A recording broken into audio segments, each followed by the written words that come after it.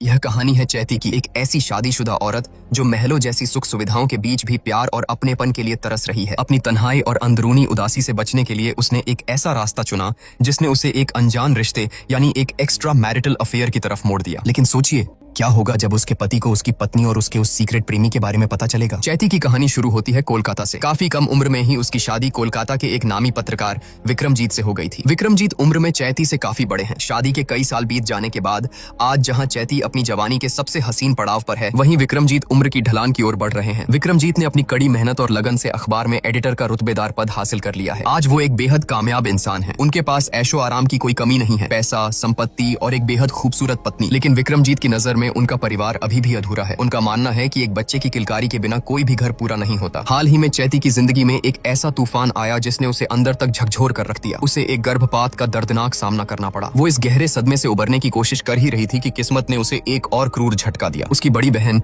जिसके वो सबसे ज्यादा करीब थी और जो उसकी सबसे अच्छी दोस्त थी, अचानक एक हार्ट अटैक से इस दुनिया को छोड़ गई। इन दो लगातार हादसों ने चैती को अंदर से पूरी तरह तोड़ कर रख दिया है। इस वक्त उसे सबसे ज्यादा किसी के सहारे की, एक कंधे की जरूरत है। लेकिन दूसरी तरफ विक्रमजीत अपने काम और करियर में इतने उलझे हुए हैं कि उनके पास अपनी टूटती हुई पत्नी के लिए जरा भी वक्त नहीं है। चैती के दिन उस बड़े से घर में बिल्कुल अकेले कटते हैं। वो कभी टीवी देखकर, कभी किताबें और नॉवेल्स पढ़कर, तो कभी इंटरनेट पर बेवजह स्क्रॉल करके अपना वक्त काटने की कोशिश करती है। लेकिन ये बेजान चीजें एक इंसान की मानसिक और शारीरिक जरूरतों को, उसके अकेलेपन को कैसे भर सकती हैं? काम के भारी दबाव ने विक्रमजीत को इतना दूर कर दिया है कि उन्हें चैती से दो पल बैठकर बात करने तक की फुर्सत नहीं है। और इसी घुटन और खालीपन ने चैती की जिंदगी में एक नए तूफान को जन्म दे दिया। ऐसा बिल्कुल भी नहीं है कि चैती कोई आम नासमझ या सिर्फ घर की चार दीवारी तक सीमित रहने वाली महिला है। उसकी अपनी एक मजबूत शख्सियत है। धर्म हो या राजनीति, दुनिया के हर विषय पर उसकी अपनी एक बेबाक राय है। इंटेलेक्चुअल लेवल पर देखा जाए तो वह अपने पति विक्रम से किसी भी मायने में कम नहीं है। सैद्धांतिक रूप से तो उन दोनों के बीच एक बेहतरीन तालमेल होना चाहिए था। लेकिन विक्रम की उस बेतहाशा व्यस्तता ने उनके रिश्ते में एक अजीब सी खामोशी और गहरी खाई पैदा कर दी है। जब विक्रम अपने काम पर चला जाता है तो उस सूने घर में चैती अपना ज्यादातर वक्त फेसबुक की आभासी दुनिया में बिताने लगती है। और यहीं से इस कहानी में एंट्री होती है एक अनजान शख्स अमोल की। आजकल चैती की इस अमोल नाम के अजनबी से काफी लंबी बातें होने लगी हैं।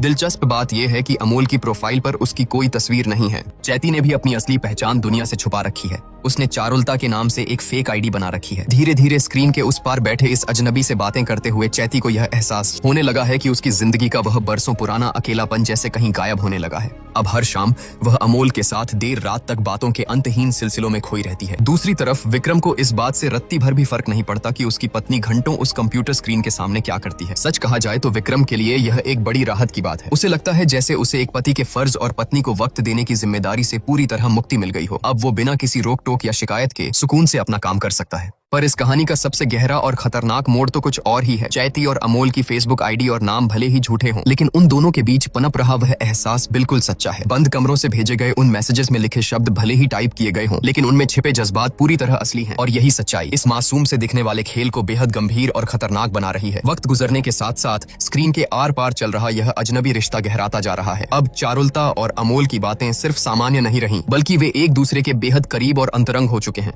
नाम और पहचान के उस एक नकाब को छोड़ दें तो वे दोनों एक दूसरे की रूह तक से वाकिफ हो चुके हैं। बातों ही बातों में अमोल बताता है कि वह लंदन में रहता है और वहाँ के एक कॉलेज में लेक्चरर है। वह चैती को लिखता है, मेरा दिन भर का वक्त कॉलेज की भीड़ भाड़ में गुजरता है, इसलिए जब मैं घर लौटता हूँ तो मुझे यह सन्नाटा और अकेलापन बहुत सुकून देता है। इस तन्हाई में मुझे मानसिक शांति मिलती है। अमोल की इस बात पर चैती का जवाब उनकी जिंदगियों के सबसे बड़े फर्क को सामने ला देता है। वह भारी मन से लिखती है, तुम्हारा अकेलापन तुम्हारा अपना चुनाव है, लेकिन मेरा अकेलापन एक मजबूरी है। यह एक ऐसी सजा है जो मुझ पर थोपी गई है। चैती की यह तड़प सिर्फ मानसिक नहीं है। शादीशुदा होने के बावजूद वह अपनी शारीरिक जरूरतों के लिए पूरी तरह से अकेली पड़ गई है और खुद ही अपनी इच्छाओं को शांत करने को मजबूर है। यह उसकी जिंदगी का वो कड़वा सच है जिसे पूरा करने की जिम्मेदारी विक्रम की थी। हद तो यह है कि विक्रम इन सब चीजों से इतना बेखबर और अपने काम में इतना अंधा हो चुका है कि अगर वह अपनी पत्नी को इस हाल में देख भी ले तो शायद उसके पास रुकने का वक्त न हो। इसी घुटन के बीच एक दिन अमोल चैती से कहता है कि वह एक सेमिनार में हिस्सा लेने के लिए कोलकाता आ रहा है और वह चाहता है कि इस सफर में वह अपनी चारुलता से एक बार जरूर मिले। उधर विक्रम, जो अपनी ही दुनिया में मस्त है, उसे बस इतना लगता है कि चैती मिसकैरेज और अपनी बहन की मौत के सदमे से बाहर नहीं आ पाई है, इसलिए वह उदास रहती है। अपनी तरफ से एक अच्छा पति बनने की कोशिश में विक्रम चैती को बिना बताए एक सरप्राइज प्लान करता है। वह चैती के बड़े भाई उत्पल और उसकी पत्नी किया को कुछ दिनों के लिए अपने घर कोलकाता बुला लेता है। जब उत्पल और किया घर आते हैं तो इतने दिनों बाद अपनों को देखकर चैती के चेहरे पर थोड़ी रौनक तो लौटती है, लेकिन उत्पल का इरादा कुछ और ही है। उत्पल एक इंश्योरेंस एजेंट है जो म्यूचुअल फंड्स का काम भी करता है। उसका किरदार ऐसा है जिसके लिए ईमानदारी और भरोसा जैसे शब्द डिक्शनरी में होते ही नहीं है। वह अपनी बहन का हाल चाल लेने नहीं बल्कि अपने रईस जीजाजी को 10 लाख रुपए का एक म्यूचुअल फंड चिपकाने और उन्हें छूना लगाने के पक्के इरादे से आया है। घर आते ही उसने एक पक्के सेल्समैन की तरह अपना जाल बिछाना शुरू कर दिया है। दूसरी तरफ उत्पल की पत्नी किया दुनियादारी के मामले में काफी भोली और नासमझ है, लेकिन उसके अंदर भी अमीर बनने की बेतहाशा चाहत कूट कूट कर भरी है। आखिरकार वह दिन आ ही गया जिसका चैती को बेसब्री से इंतजार था। आज उसका वह अनजान और अंतरंग प्रेमी कोलकाता की जमीन पर कदम रखने वाला था। दिल में एक अजीब सी बेकरारी और घबराहट लिए चैती अपनी सबसे करीबी दोस्त नोबी के साथ एयरपोर्ट की तरफ निकल पड़ती है। नोबी के लिए यह सब किसी बड़े झटके से कम नहीं है। उसने सपने में भी नहीं सोचा था कि चैती जैसी औरत का कोई छुपा हुआ प्रेमी भी हो सकता है। फिर भी एक सच्ची दोस्त की तरह वह चैती को जज नहीं करती बल्कि उसका साथ देती है। नोबी की सोच बहुत साफ है। उसका मानना है कि एक इंसान की शारीरिक और मानसिक जरूरतें उसकी पहली प्राथमिकता होनी चाहिए और अगर वो शादी में पूरी नहीं हो रही तो चैती अपनी जगह गलत नहीं है। लेकिन एयरपोर्ट पहुंचते ही उनके सामने एक बड़ी उलझन खड़ी हो जाती है। अमोल दिखता कैसा है यह तो दोनों में से किसी को नहीं पता। टर्मिनल के गेट से बाहर निकलने वाले हर चेहरे को वो दोनों इस उम्मीद से घूरती हैं कि शायद यही अमोल हो। लंबा इंतजार, बढ़ती धड़कनें और फिर निराशा। जब काफी देर तक कोई उनके पास नहीं आता तो उन्हें लगने लगता है कि इंटरनेट की उस फेक दुनिया का वह इंसान भी शायद फेक ही था, कोई अमोल है ही नहीं। तभी भीड़ को चीरता हुआ एक लड़का सीधा चैती के पास आकर रुकता है। बिना किसी हिचकिचाहट के उसकी आंखों में देखते हुए वो कहता है, तुम चारुलता हो ना? चैती उसे देखकर सन्न रह जाती है। उसने एक कॉलेज लेक्चरर की जो छवि अपने दिमाग में बनाई थी, यह लड़का उससे बिल्कुल अलग था। वह बेहद यंग, हैंडसम और अट्रैक्टिव था। चैती ने तो बस उससे मिलने की सोची थी, लेकिन उस पल उस शख्स की कशिश और इतने महीनों की तड़प ने चैती के हर कंट्रोल को तोड़ दिया। वह खुद को रोक नहीं पाई और उस मुलाकात ने एक बेहद अंतरंग मोड़ ले लिया। लेकिन जैसे ही वो पल गुजरा और चैती अपने होश में वापस आई, उसे अपने ही वजूद से घिन आने लगी। एक धोखेबाज पत्नी होने का भारी गिल्ट उसे अंदर ही अंदर काटने लगा। वह गहरे पछतावे और बेचैनी के साथ अपने घर लौटती है, पर चैती को क्या पता था कि उसकी यह बेचैनी अभी खत्म नहीं हुई है, बल्कि असली तूफान तो अब उसके घर के दरवाजे तक पहुंच चुका है। घर पहुंचकर अपनी उस हरकत की यादों और थकान को मिटाने के लिए वह सीधा बाथरूम जाती है। नहा धोकर खुद को संभालते हुए जब वह बाहर हॉल में कदम रखती है तो उसके पैरों तले जमीन खिसक जाती है। उसका खून जैसे जम सा जाता है। सामने सोफे पर विक्रम के साथ वही अमोल बैठा था। इससे पहले कि चैती कुछ समझ पाती, विक्रम मुस्कुराते हुए उसका परिचय करवाता है। अमोल कोई अनजान इंटरनेट प्रेमी नहीं है, उसका असली नाम संजय है। वह विक्रम की मौसी का लड़का है जो लंदन से आया है। चैती आज से पहले संजय से कभी नहीं मिली थी, इसलिए वह उसे पहचानती नहीं थी। रिश्तों की इस खौफनाक पहेली का सच यह था कि जिसके साथ चैती ने अभी कुछ घंटों पहले सारी हदें पार की थीं, वह और कोई नहीं बल्कि उसका अपना देवर था। और सबसे डरावनी बात, वह पूरे एक हफ्ते तक उसी घर में उनके साथ रहने वाला था। किया भले ही दुनियादारी की समझ में थोड़ी कच्ची और भोली हो, लेकिन एक औरत की नजर बहुत तेज होती है। वह तुरंत नोटिस कर लेती है कि चैती के हाव भाव में कुछ तो बहुत बड़ी गड़बड़ है। किसी को पहली बार देखकर ऐसा शॉकिंग रिएक्शन यह बात किया कि दिमाग में खटक जाती है। उस रात चैती की आंखों से नींद कोसों दूर है। उसके दिमाग में सवालों का एक भयानक तूफान चल रहा है। क्या यह महज एक इत्तेफाकर है या फिर कोई सोची समझी साजिश? जिस अनजान लड़के से उसने ऑनलाइन अफेयर शुरू किया, वह उसके अपने ही पति का छोटा भाई निकल गया। चैती को शक होने लगता है कि शायद संजय यह बात पहले से जानता था। शायद उसकी वो सारी मीठी और रोमांटिक बातें उसकी फेक आईडी की तरह ही पूरी तरह से झूठी थीं। लेकिन फिर लॉजिक उसके शक को काटता है। दोनों की ही प्रोफाइल्स पूरी तरह से फेक थीं। ना तो किसी का असली नाम था और ना ही कोई तस्वीर। तो फिर संजय जानबूझकर उसे अपने जाल में कैसे फंसा सकता था? इसका मतलब है कि उनका मिलना कोई साजिश नहीं बल्कि नियति का एक खौफनाक खेल है। चैती खुद अक्सर यह बात कहा करती थी कि इस ब्रह्मांड में जो कुछ भी होता है उसके पीछे कोई न कोई गहरा मकसद जरूर होता है। तो क्या किस्मत ने जानबूझकर उसे इस भयानक दोराहे पर लाकर खड़ा किया है? दूसरी तरफ घर का असली मालिक विक्रम इन सब बातों से बिल्कुल बेखबर है। उसे लगता है कि चैती का मूड इसलिए खराब है क्योंकि उसने बिना पूछे अपनी मौसी के बेटे को घर पर लाकर ठहरा दिया है। एक अच्छे पति की तरह विक्रम उसे सफाई देते हुए कहता है, देखो, जब मैं छोटा था तो मौसी ने ही मुझे अपने पास रखकर पढ़ाया लिखाया था। मैं उनका कर्जदार हूँ। संजय इस शहर में किसी को नहीं जानता, इसलिए मैंने उसे यहाँ रुकने को कहा। बस एक हफ्ते की ही तो बात है। विक्रम क्या जाने कि चैती की इस घबराहट की असली वजह वो एक हफ्ता है जो अब उसके लिए किसी नर्क से कम नहीं होने वाला। इस घुटन भरे माहौल के बीच घर में एक अलग ही ड्रामा शुरू हो जाता है। संजय को गाने का बहुत शौक है। वो अक्सर हॉल में बैठकर अपनी सुरीली आवाज में गुनगुनाता रहता है। किया, जो वैसे भी अमीर और अट्रैक्टिव चीजों की तरफ जल्दी खिंच जाती है, संजय की इस चार्मिंग पर्सनैलिटी पर पूरी तरह से लट्टू हो चुकी है। वह उसके आगे पीछे घूमकर उसका बहुत ख्याल रखने लगी है। अपनी पत्नी को एक दूसरे आदमी पर ऐसे फिदा होते देख किया का शातिर और लालची पति उत्पल उस पर तंज कसता है। वह मजाक उड़ाते हुए अपनी पत्नी से कहता है, सुनो, उस पर इतनी मेहनत करना और डोरे डालना बिल्कुल बेकार है। वो तेरे टाइप का नहीं है। अपना टाइम और इन्वेस्टमेंट हमेशा वहाँ लगाओ जहाँ से कम 5 गुना रिटर्न मिले। इस पर मेहनत करने से तुझे कोई फायदा नहीं होने वाला। अगले दिन भी चैती का बर्ताव संजय के लिए बर्फ जैसा सर्द और सख्त रहता है। उसकी आंखों और बातों से बस एक ही संदेश झलक रहा है, संजय किसी भी तरह जल्द से जल्द इस घर से चला जा। विक्रम अपनी पत्नी का यह रूखापन नोटिस करता है। उसे लगता है कि चैती बिना किसी बात के एक मेहमान का अपमान कर रही है। वह उसे समझाते हुए कहता है, देखो चैती, आखिरकार वह मेरा छोटा भाई है और पहली बार हमारे घर आया है। अगर तुम उसके साथ ऐसा बर्ताव करोगी तो उसे कितना बुरा लगेगा।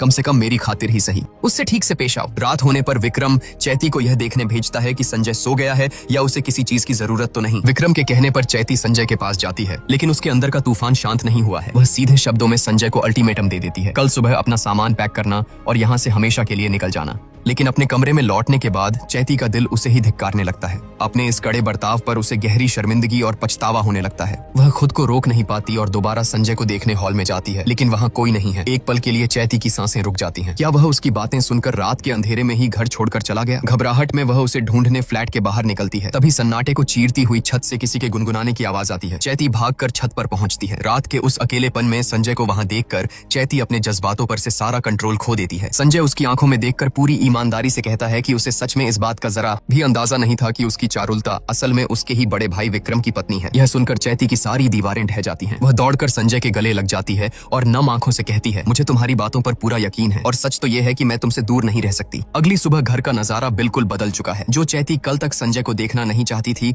आज वह उसके साथ खुशी खुशी मार्केट जा रही है। चैती का यह बदलता रूप देखकर उसके लालची भाई उत्पल की पत्नी किया अंदर ही अंदर जल भुन रही है। किया को इस बात की गहरी चिढ़ है कि अब चैती ने संजय का सारा ख्याल रखना शुरू कर दिया है और संजय भी अब सिर्फ चैती के साथ ही वक्त बिताता है। उधर बेचारा विक्रम, वह तो यह सब देखकर मन ही मन बहुत खुश है। उसे लगता है कि चलो चैती और संजय के बीच एक नॉर्मल देवर भाभी वाला प्यारा और दोस्ताना रिश्ता बन गया है। वह इस खौफनाक सच्चाई से कोसों दूर है कि उस दोस्ती के नकाब के पीछे असल में क्या खेल चल रहा है। अब उत्पल और किया के वापस लौटने का वक्त आ गया है। जाने से पहले चैती अपनी भाभी किया को अपनी माँ के दिए हुए सारे गहने सौंप देती है, क्योंकि वह जानती है कि उसके मायके वालों को पैसों की सख्त जरूरत है। गहने हाथ में आते ही किया की आंखों से आंसू छलक पड़ते हैं। उसे रोना इसलिए आ रहा है क्योंकि वह जानती है कि उसका शातिर पति उत्पल विक्रम को बुरी तरह ठग चुका है। म्यूचुअल फंड के नाम पर उत्पल ने विक्रम से बिना किसी रसीद के मोटी रकम ऐंठ ली है और उस पैसे को कहीं और इन्वेस्ट कर दिया है। इतनी बड़ी धोखेबाजी के बावजूद ननद का यह निस्वार्थ प्यार देखकर किया का दिल पसीज तो जाता है, लेकिन लालच और अपने पति का डर उस पर हावी रहता है। वह अपने होंठ सिल लेती है और अपने पति की इस नीच करतूत का एक शब्द भी चैती को नहीं बताती। इसके बाद उत्पल और किया अपने रास्ते लौट जाते हैं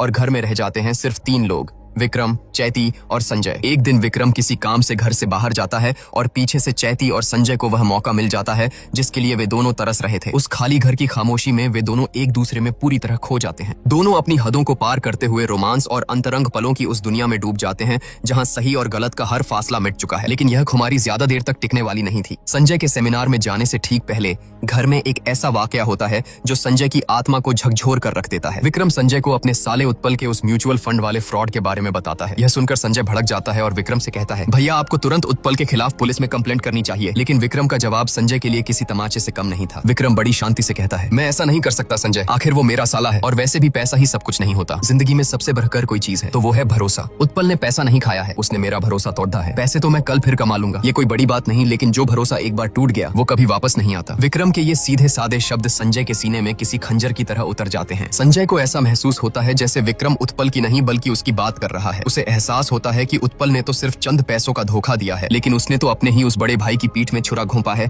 जिसने उस पर सबसे ज्यादा भरोसा किया। अपने ही भाई की पत्नी के साथ रिश्ता रखकर उसने जो नीचता की है उसका गिल्ट संजय को अंदर से खोखला कर देता है। अब संजय विक्रम से आंखें मिलाने के काबिल नहीं रहा। सेमिनार के लिए निकलते वक्त वह घर में एक चिट्ठी छोड़ जाता है। जब चैती वह चिट्ठी खोलती है तो उसके पैरों तले जमीन खिसक जाती है। संजय ने लिखा था कि वह अब इस घर में कभी वापस नहीं लौटेगा और सेमिनार खत्म होते ही सीधा लंदन की फ्लाइट पकड़ लेगा। चैती वहीं टूटकर बिखर जाती है। हालांकि उसे हमेशा से पता था कि इस नाजायज रिश्ते का अंत एक न एक दिन ऐसे ही होगा, लेकिन उसे यह उम्मीद बिल्कुल नहीं थी कि संजय उसे बिना आखिरी अलविदा कहे इस तरह हमेशा के लिए छोड़ जाएगा। संजय के जाने के बाद चैती की जिंदगी एक बार फिर उसी घुटन और खालीपन में कैद हो जाती है। लेकिन नियति को अभी एक और बड़ा खेल खेलना था। संजय के जाने के कुछ ही दिन बाद अचानक विक्रम को एक दिल का दौरा पड़ता है। हालांकि अस्पताल में उसकी हालत स्थिर हो जाती है और वो बच जाता है, लेकिन मौत को इतने करीब से देखने के बाद विक्रम पूरी तरह से बदल जाता है। उसे जिंदगी का सबसे बड़ा सबक मिल चुका है। जिंदगी सिर्फ एक पल है, अगले पल का कोई भरोसा नहीं। इसलिए जीने के लिए काम करो, न कि सिर्फ काम करने के लिए जियो। अस्पताल से लौटकर विक्रम एक बदला हुआ इंसान बन जाता है। वह अब काम से ज्यादा चैती को वक्त देने लगता है। एक दिन वह चैती को लेकर एक शांत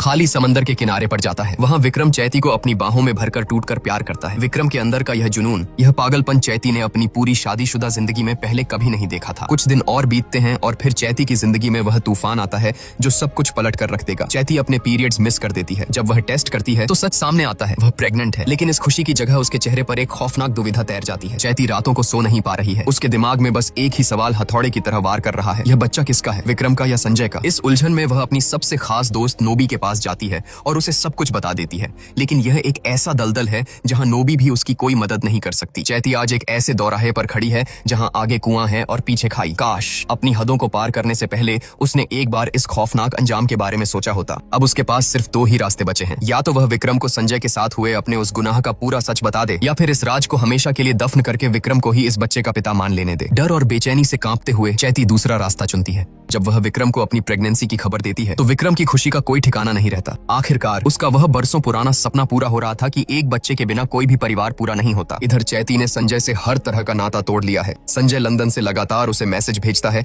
अपने प्यार का इजहार करता है, उन बिताए हुए हसीन पलों की याद दिलाता है, लेकिन चैती अब उसके किसी भी मैसेज का जवाब नहीं देती। इन सब बातों का अब उसके लिए कोई मोल नहीं रह गया है। तभी एक दिन विक्रम उसे एक ऐसी खबर सुनाता है जिससे चैती को लगता है कि अब उसका वो अतीत हमेशा के लिए दफन हो गया। विक्रम बताता है कि संजय ने लंदन में अपनी ही कॉलेज की एक म्यूजिक टीचर से शादी कर ली है। चैती चैन की सांस लेती है कि चलो अब वह अफेयर और वो राज हमेशा के लिए खत्म हुआ, लेकिन डेस्टिनी को कुछ और ही मंजूर था। सच कभी दफन नहीं होता, वो बस सही वक्त का इंतजार करता है। एक दिन विक्रम किसी जरूरी काम से चैती का लैपटॉप खोलता है, तभी उसकी नजर फेसबुक पर खुली रह गई एक चैट पर पड़ती है। वो अमोल नाम के शख्स के भेजे गए मैसेज थे जिनमें प्यार, हवस और उन दोनों के बीच गुजरे अंतरंग पलों की एक एक गंदी और खौफनाक सच्चाई लिखी थी। मैसेज पढ़ते ही विक्रम का दिमाग सुन्न पड़ जाता है। उसके पैरों तले जमीन ही नहीं खिसकती, बल्कि उसकी पूरी दुनिया ही उजड़ जाती है। उसका गुस्सा 7वें आसमान पर पहुंच जाता है। वह अपना आपा पूरी तरह खो बैठता है और एक पागल इंसान की तरह चैती पर टूट पड़ता है। वह चैती की गर्दन दबोच लेता है, जैसे आज उसका गला घोंटकर उसे जान से ही मार डालेगा। लाल और खौफनाक आंखों से विक्रम चीखते हुए पूछता है, सच बता,